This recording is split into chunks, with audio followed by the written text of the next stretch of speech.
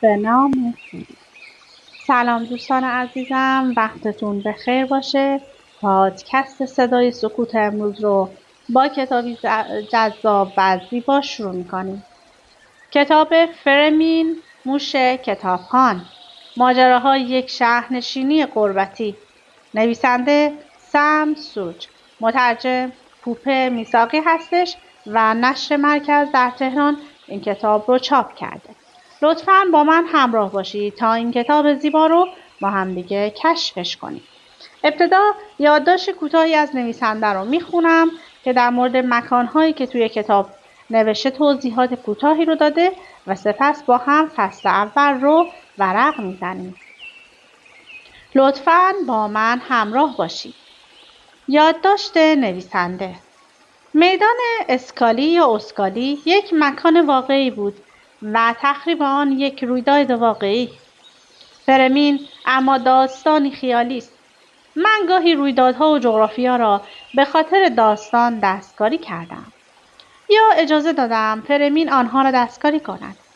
مثلا هرچند ادوارد لوک مسئول بازسازی واقعا در جنگ جهانی دوم در اروپا خلبان بمب افکن بود، تا جایی که من خبر دارم با اسم بمب افکن خوانده نمیشد و فکر نمی کنم عکس هایی از ویرانه های اشتوتگارت و درسدن را در رزومه کاری خود گنجانده بود.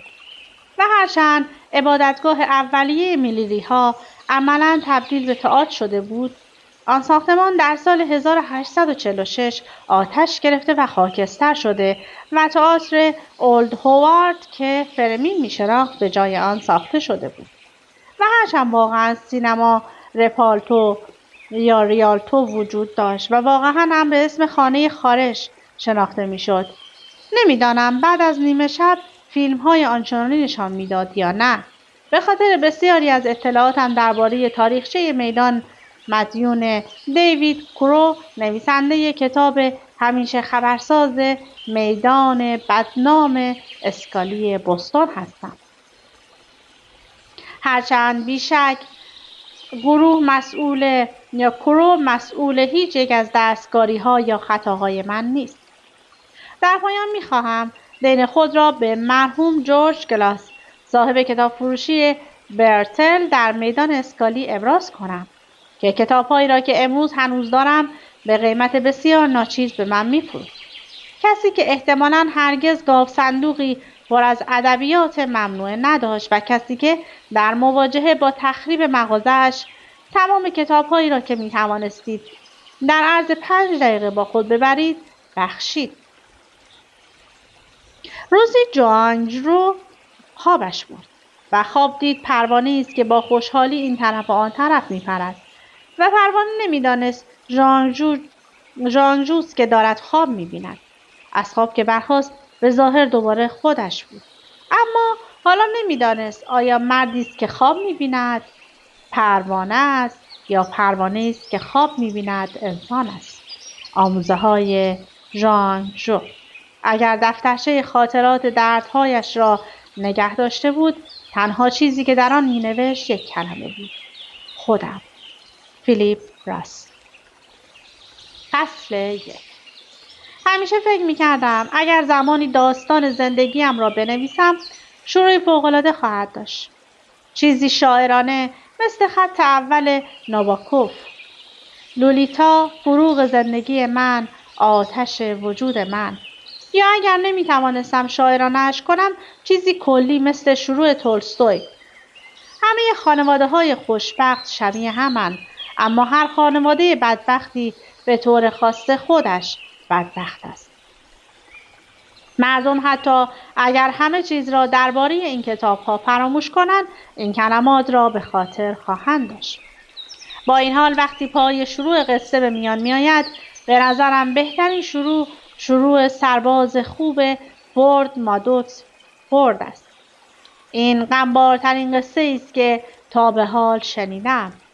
این را 10 بار خواندم و هنوز مو بر تنم راست می‌کند. فورد مادوکس فورد یکی از آن بزرگمردها بود. در تمام زندگیم که با نوشتن دست و پنجه نرم کردم، با هیچ چیز مثل آغازها چنین مردانه، بله کلمش همین است، مردانه درگیر نبودم. همیشه به نظرم رسیده که اگر بتوانم فقط آن تکه را درست از کار در بیاورم، بقیهش خود به خود درست می شود.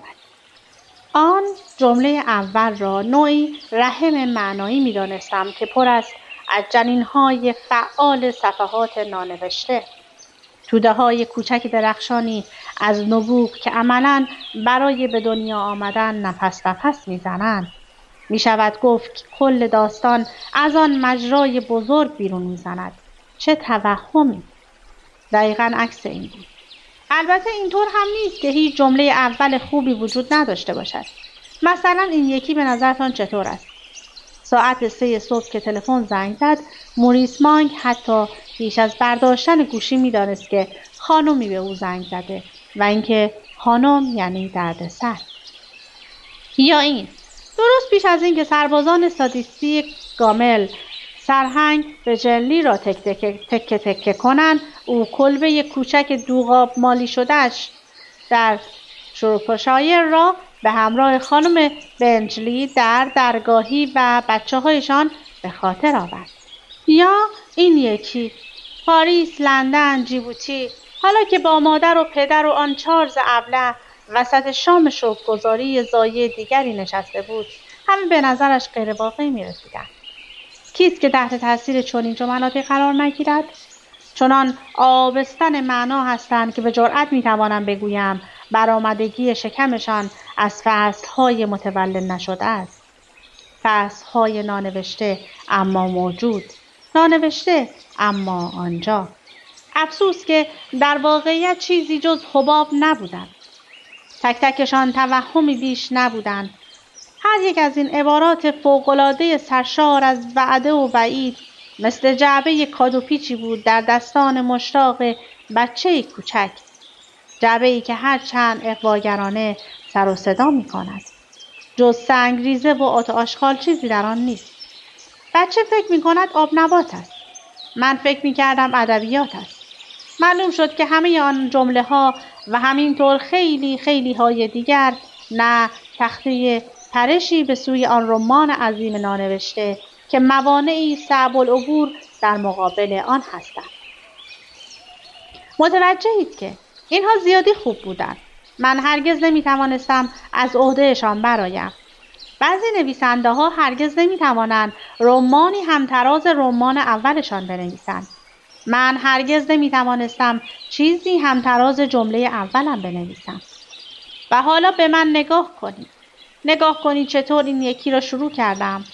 آخرین اثرم را، شاهکارم را. همیشه فکر میکردم اگر زمانی داستان زندگیم را بنویسم، خدای من، اگر زمانی. میبینید مشکل کجاست؟ هیچ امیدی نیست. آن را خط بزنید. این غمبارترین قصه است که تا به حال شنیدم. مثل همه قصه های واقعی. کسی نمیداند از کجا شروع می شود. جستجوی آغاز قصه مثل تلاش برای کشف سرچشمه رودخانه است. ماه‌ها زیر آفتاب سوزان بین دیوارهای سبز سر به فلک کشیده جنگلی نمور، در حالی که نقشه‌هایی نم کشیده در دستهایت کم کم وا می‌روند. خلاف جریان آب پارو می‌زنی. امیدهای واهی، انبوه حشرات موذی که نیشت می‌زنند و بازی در آوردن حافظت کمابیش تو را به جنون می‌کشاند. و تنها چیزی که در نهایت به آن می‌رسی پایان این سفر اکتشافی مسخره، نقطه‌ای مرطوب در جنگل است.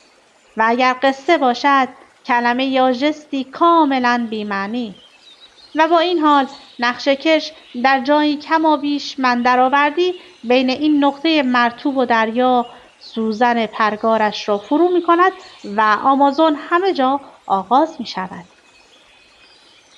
وقتی که دنبال شروع داستان زندگیم می‌گردم، قضیه من نقشه‌کش روح هم همین طور است. چشمانم را می‌بندم و روی نقطه انگشت می‌گذارم. بازشان که می‌کنم عقربه قطب نمایم بال بال زنان رو به لحظه ایستاده. 3:17 عصر 30 آوریل 1961. چشمانم را تنگ و روی آن تمرکز می کنم. هر دقیقه و هر دانه. کجاست رفیق بیچانه؟ و من آنجایم. یا در واقع آنجا بودم. و محتاطانه خیره از لبه بالکن فقط با نوک دماغم و یک چشم. آن بالکن جای خوبی برای کسی بود که میخواست نگاه کند و کسی مثل من که میخواست دزدکی زل بزند. از آنجا میتوانستم کل مغازه را زیر نظر داشته باشم بدون اینکه هیچ یک از آدمهای آن پایین مرا ببینند. آن روز مغازه شلوغ بود.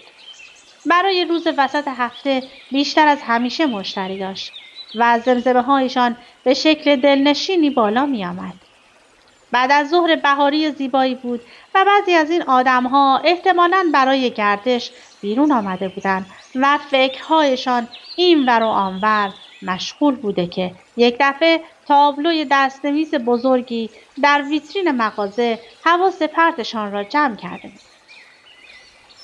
30% تخفیف برای خریدهای بیشتر از $20. اما من واقعا چیزی در این مورد نمی‌دانستم. منظورم این است که چه چیز ممکن بود آنها را به داخل مغازه کشانده باشد. چون من هیچ تجربه عملی در مورد ارزش مبادله‌ای پول نداشتم و در واقع آن بالکن، مغازه، مشتری‌ها و حتی فصل بهار نیاز به توضیح دارد. نیاز به گریزهایی که هر چند ضروری است. ضرباهنگ روایت مرا به هم می‌زند. ضرباهنگی که دلم می‌خواهد فکر کنم خیلی تند و سریع است. انگار خیلی از موضوع دور شدم. به خاطر اشتیاقم به روی غلطک انداختن کل قضیه جلو رفتم. شاید هیچ وقت ندانیم قصه از کجا شروع می شود، اما گاهی می توانیم بگوییم از کجا نمی تواند شروع بشود. جایی که دیگر سیل جاری شده. چشمانم را می بندم و دوباره انگشت می گذارم. لحظه‌ای در حال بال زدن را می گیرم و بالهایش را به میز سنجاق می کنم. 1:42 صبح 9 نوامبر 1960. هوای میدان اسکالی بوستون سرد و مرطوب بود و فلوی بیچاره و از همه جا بیخبر که بعدتر او را به عنوان مادر خواهم شناخت در زیرزمین مغازه‌ای در خیابان کورنهیل پناه گرفته. با وجود ترس زیاد زرنگی کرده و توانسته بود خودش را در ته شکافی بسیار باریک بین یک استوانه فلزی بزرگ و دیوار بتونی زیرزمین بچپاند و لرزان از ترس و سرما همانجا چنباتمه بزند. می توانست از بالا سرش در خیابان صدای فریادها و خنده‌هایی را بشنود که در میدان از او دور می شدند. آن دفعه کم مانده بود گیر بیفتد. 5 مرد با کت و شلوار مدل ملوانی که مثل دیوانه ها پا می کوبیدن و لگد می انداختن و داد می زدن. او زیگزاگی این طرف و آن طرف می رفت. گولشان بزن تا نفهمند چه کار می خواهی بکنی. به این امید که شاید گیج شوند و بخورن به هم. که یک دفعه کفش سیاه واکس خورده‌ای ضربه‌ای به دنده هایش زد و او را از زمین کند و به طرف دیگر پیاده رو پرت کرد. خب پس چطور فرار کرد؟ همانطور که ما همیشه فرار می‌کنیم، با یک معجزه، تاریکی، باران، شکافی در یک درگاهی، قدم اشتباه کسی که در تعقیبمان است، تعقیب و گریز در قدیمی‌ترین شهرهای امریکا. در تقلای وحشت زده موفق شده بود تمام راه را تا پشت آن شی فلزی گرد برود، طوری که تنها نور ضعیفی از آن زیرزمین روشن به او می‌رسید و مدتی طولانی بدون اینکه تکان بخورد همانجا چنباتمه زد. با وجود درد پهلویش چشمانش را بست و ذهنش را در عوض روی گرمای مطبوع زیرزمین متمرکز کرد که آرام آرام مثل مد دریا در بدن او بالا می‌رفت. آن شی فلزی گرمای دلچسبی داشت. لابکاری صاف و صیقلیش نرم بود و او بدن لرزانش را به آن فشرد. احتمالاً خوابید. بله، مطمئنم خوابید و سرحال از خواب بیدار شد. و بعد ترسیده و نامطمئن لابد از غار خود به داخل اتاق خزیده بود. لامپ فلورسنتی که آرام وزوز می‌کرد و با یک جفت سیم در هم پیچیده از سقف آویزان بود، نور آبی لرزانی به دوروبر او میانداخت. دوروبر او؟ چه خنده‌دار! دوروبر من! چون تمام دوروبر او هر جا که نگاه میکرد کتاب بود. از زمین تا سقف، بغل تمام دیوارها، همینطور دو طرف پیشخوانی که مثل تیغ وسط اتاق کشیده بودند. قفسه های چوبی رنگ نشده بود که ردیف ردیف تا خرخره در آنها کتاب چپانده بودند. کتاب های دیگر، اغلب مجلدهای بلندتر را خوابیده روی اینها جا داده بودند و کتاب‌های دیگری هم به شکل زیگورات‌های مرتفع از زمین سر برآورده یا به صورت پشته‌های متزلزل و کپه‌های شیبدار روی این تیغه جدا کننده جا گرفته بودند. این مکان گرم نموری که او در آن پناه گرفته بود، زیارتگاهی از کتاب بود. موزه‌ای از گنجینه‌های فراموش شده، گورستانی از کتاب‌های ناخوانده و ناخوانا، کتاب‌های قطور جلد چرمی قدیمی، ترک خورده و کپک زده، شانه به شانه کتاب‌های جدید ارزانتری نشسته بودند. که لبه‌های صفحه‌های رو به زردیشان قهوه‌ای و شکننده شده بود. خورجین خورجین کتاب‌های وسترن زین، گری، صندوق صندوق موعظه‌های حزن‌انگیز، دایرةالمعارف‌های قدیمی، خاطرات جنگ جهانی اول، انتقادهای تندتوزی از نیو دیل، کتابچه‌های راهنما برای زنان امروزی. البته که فلو نمی‌دانست این چیزها کتابند. ماجراهای سیاره زمین. از تصور او در حالی که به این منظره عجیب زل زده است لذت می‌برم. صورت مهربان و خسته‌اش، هیکل توپرش، نه هیکل گرد و قلمبش، چشم‌های هراسانش که برق می‌زد و آنطور با نمکی که دماغش را چین می‌انداخت. گاهی فقط برای خنده دستمال آبی کوچکی روی سر او می‌گذارم و آن را زیر چانه‌اش گره می‌زنم و آنگاه واژه دوست داشتنی حق مطلب را در موردش ادا می‌کند. مامان. بالای یکی از دیوارها 2 پنجره کوچک بود. شیشه‌های پنجره‌ها دوده گرفته و چرک و سیاه بودند و به سختی میشد آن طرفشان را دید. اما او فهمید که هنوز شب است. به علاوه توانست صدای ترافیک را در خیابان بشنود که مدام سرعتش بیشتر میشد و به عادت میدانست که روز کاری دیگری دارد. شروع می شود. مغازه بالا سرش باز می کرد و احتمالاً جماعت از آن پله های چوبی پرشیب پایین می آمدند. جماعت پایین پله ها، شاید آدم ها با پاهای بزرگ، کفش های بزرگ. گرم باید عجله می کرد. بگذارید قضیه را همینجا روشن کنم دیگر. نه فقط به خاطر اینکه دلش نمیخواست ملوان‌ها او را بگیرند و دوباره لگدش بزنند یا حتی بدتر از آن، باید به خاطر چیز عجیبی که داشت درونش تکان میخورد عجله میکرد. خب چیز که نه دقیقاً، هرچند البته چیزهایی درونش بودند، دقیقاً 13 تا، بلکه بیشتر یک فرایند بود.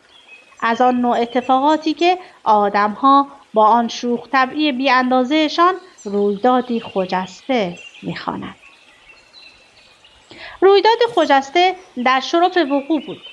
جای شک نداشت. تنها سوال این بود که این رویداد خجسته از آن چه کسی بود؟ او یا من؟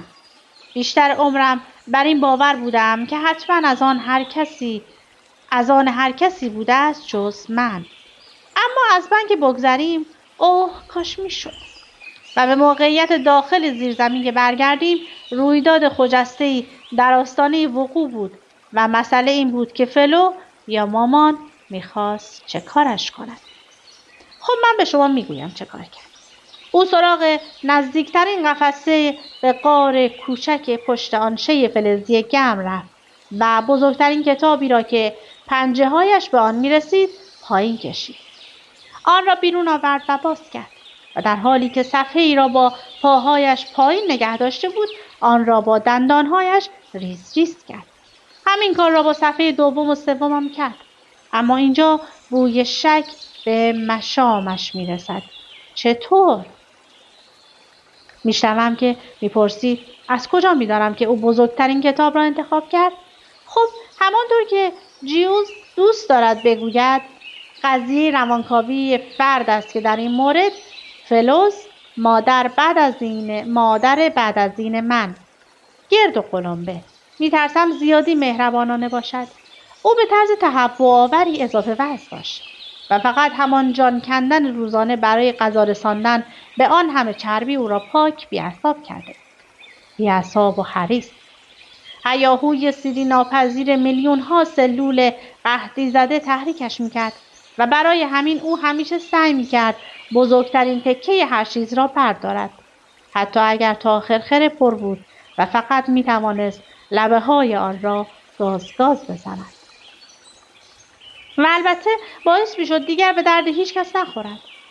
بنابراین مطمئن باشید که بزرگترین کتاب آن دور و بر همانی بود که او به سراغش رفت.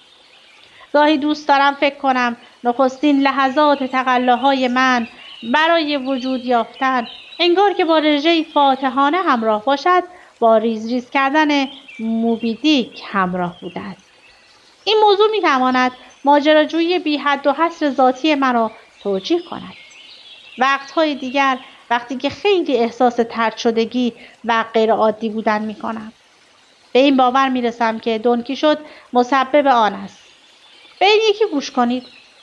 خلاصه اینکه او چنان خود را غرق در این ماجراهای رمانتیک کرد که تمام روز و شبش شد کتابهایش و به این ترتیب با اندک خوابیدن و زیاد خواندن مغزش چنان پژمرد که پاک عقلش را از دست داد.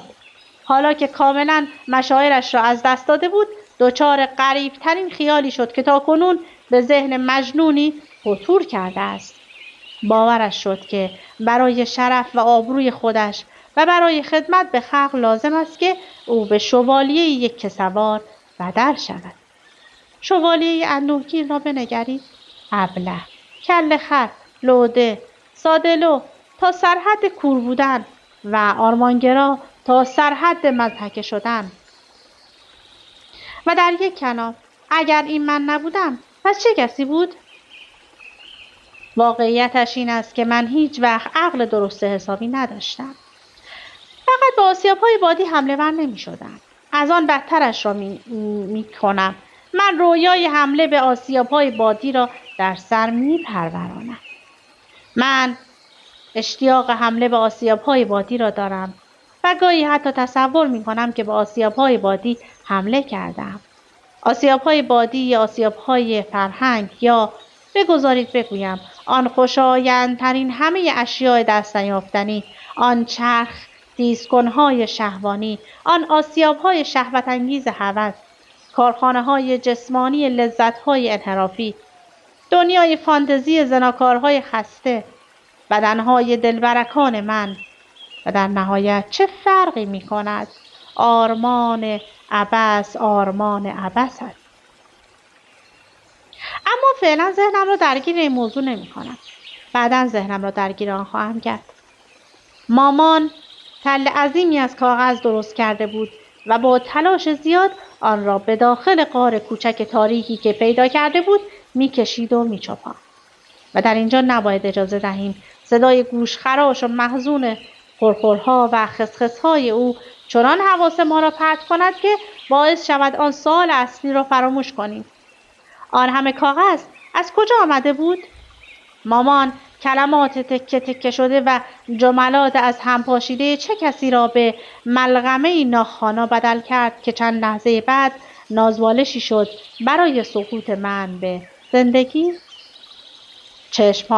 چشمهایم را تنگ می کنم تا ببینم.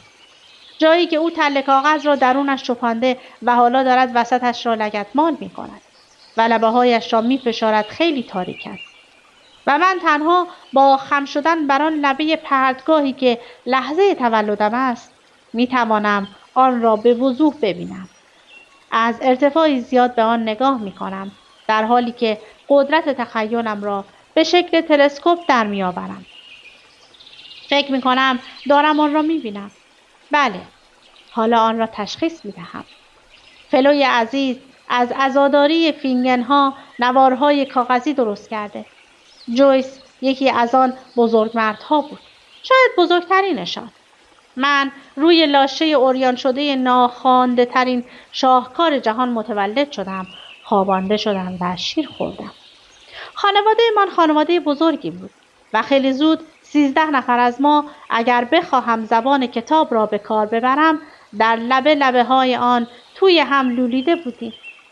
فنجونک های کوچولو موچولوی حساسی که دور هم جمع شده و دنبال شیر و شکرشون و قوق راه انداخته بودند. و بعد از این همه سال من هنوز هم سخت به همان کارها مشغولم. وقفق کردن، وزوز کردن برای خامه هایم، برای خوردنان هایم. آه رویاها. چیزی نگذشت که همه امان شروع کردیم به جنگیدن سر 12 سرسینه مادر. سوینی، چاکی، لوینا، فینی، ماد، یوی، شانت، پودینگ، الویس، الوینا، هامفری، هانیچال و فرمین که من باشم بچه 13. همهشان را خوب به خاطر دارم. هیولا بودند. حتی در زمان نابینایی و برهنگیشان، به خصوص وقت برهنگی، دست و پایشان از عضله و رگ و پی باد کرده بود. یا آن موقع اینطور به نظر من می رسید. فقط من با چشمانی کاملا باز و با لایه‌ای نازک از کرک نرم خاکستری به دنیا آمده بودم. لاغر مردنی هم بودم و از من میشنوید وقتی که بچه‌ای لاغر مردنی بودن خیلی چیز وحشتناکی است. این خیلی تأثیر مخربی بر توانایی من برای شرکت تمام و کمال در روال همیشگی غذا خوردن داشت که معمولاً اینطور اتفاق می‌افتاد.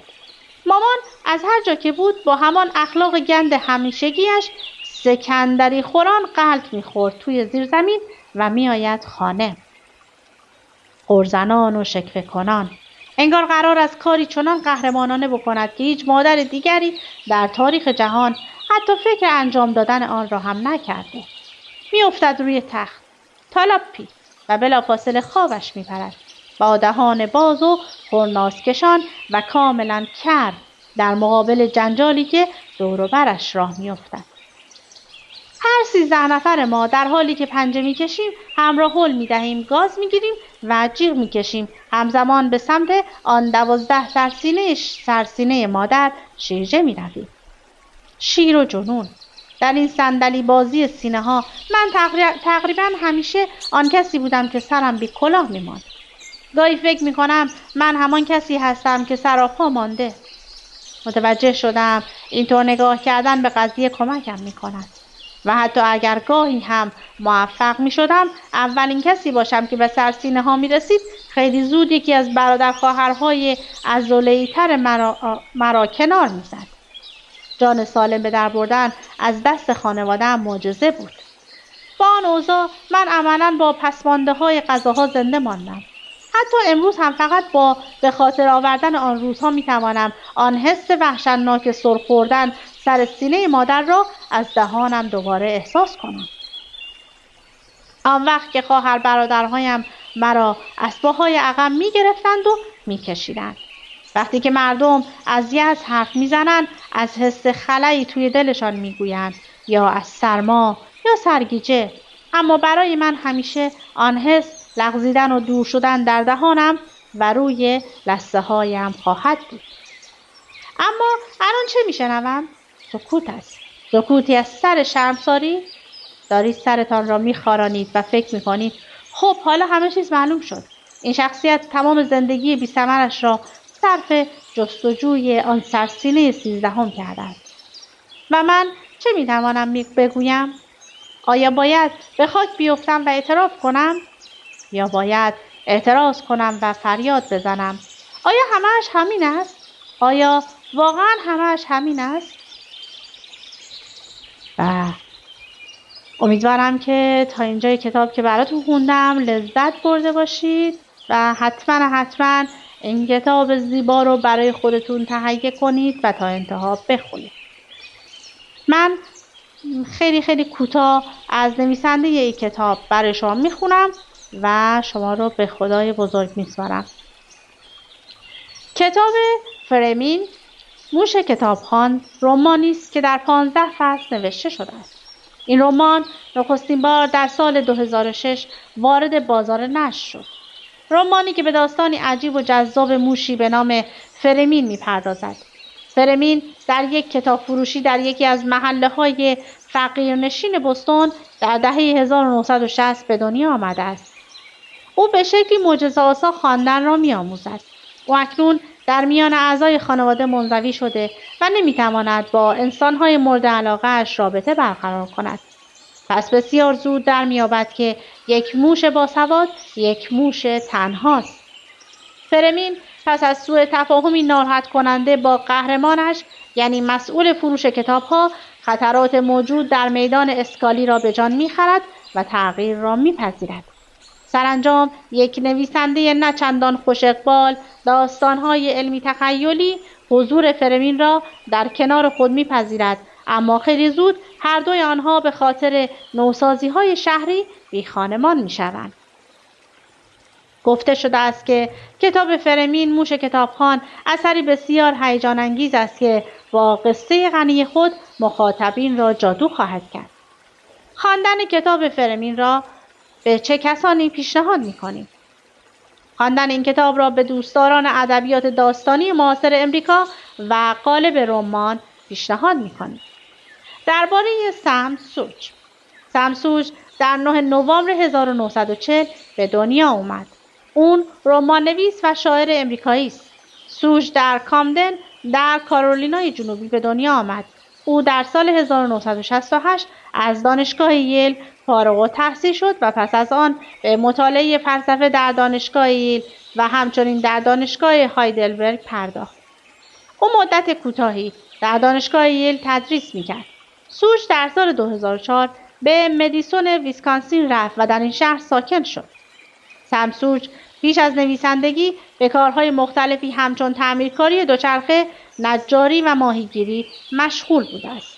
رمان فرمین موش کتابخوان یکی از آثار داستانی اوست. امیدوارم که این کتاب رو برای خودتون تهیه کنید و تا انتها بخونید. از اینکه با من همراه بودید سپاسگزارم. تا وایس بعدی، خدا نگهدارتون.